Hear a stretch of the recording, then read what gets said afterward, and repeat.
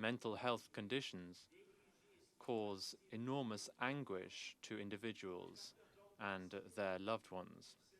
They have been neglected and stigmatized for too long. Individuals, families, communities, businesses, and catastrophic healthcare expenses. Even when healthcare is available, I thank you. 3/131, and I give the floor to Dr. Rob Brundtland. I would like to welcome you to this high-level meeting. I thank you. Outcomes. I propose 4 priority areas where we can do more. World Health Organization. Thank you.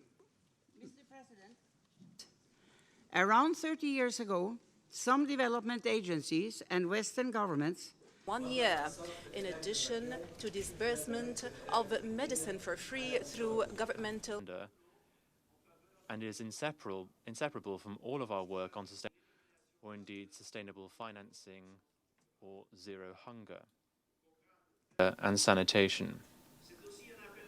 The 2030 Agenda is also a global call Landmark on our journey to health for all. The political declaration in front of us is the most. Measles has killed more people than Ebola this year. Malaria kills more people every 6 years ago. A friend of mine in a high-income country was diagnosed. My government's Vision 2030 aims to transform our country, Kenya, into a newly industrialized middle-income country, providing a high quality of life to all her citizens by 2030.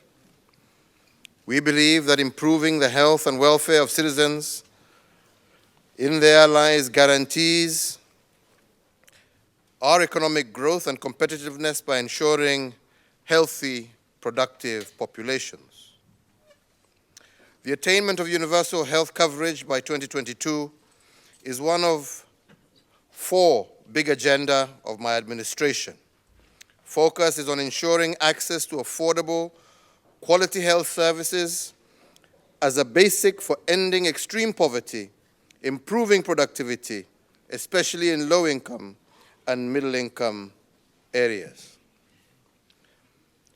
In December of 2018, I commissioned a pilot of the universal healthcare implementation, targeting a population of 3.2 million to inform its national scaling. In its 9th month now, the pilot focused on investment in strengthening primary health care, and it has been instructive in identifying best practices, lessons, and gaps in implementation. Let me share with you some of the key lessons and best practices in our journey towards UHC. First, political commitment is essential to the success of universal health coverage. This commitment must embody a shared vision of all political leaders in the country and actors, especially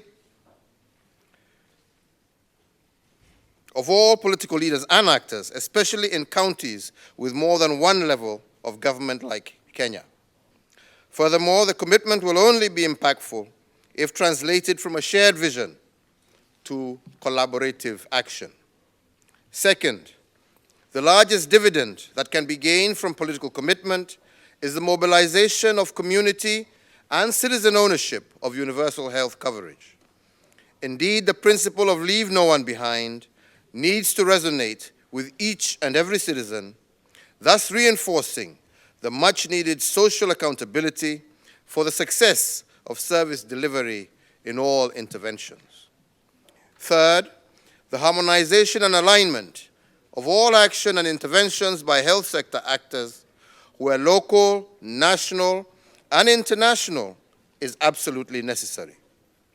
Sustainable impact and efficiency gains can only be accrued from an alignment and synergy of action as articulated in the Global Aid and Development Effectiveness high-level fora in Paris, Accra, and Busan in the years 2005, 2008, 2011, respectfully. Fourth, we are cognizant of the indivisibility and interdependence of health system interventions. while a great impetus is placed on financing of healthcare systems, we have learned that progress towards universal health coverage will require an integrated whole-of-government approach and a health system-wide approach. Lastly, and perhaps for me the most significant lesson, is that citizens respond. Health-seeking behavior has improved. There was a demonstrable increase in health facility visits as well as admissions. This, therefore, has reaffirmed my government's commitment to soldier on and make further investments in affordable health care. It continues to be a work in progress, and we are inching closer to the Leave No One Behind, with a special focus on the most vulnerable in our society.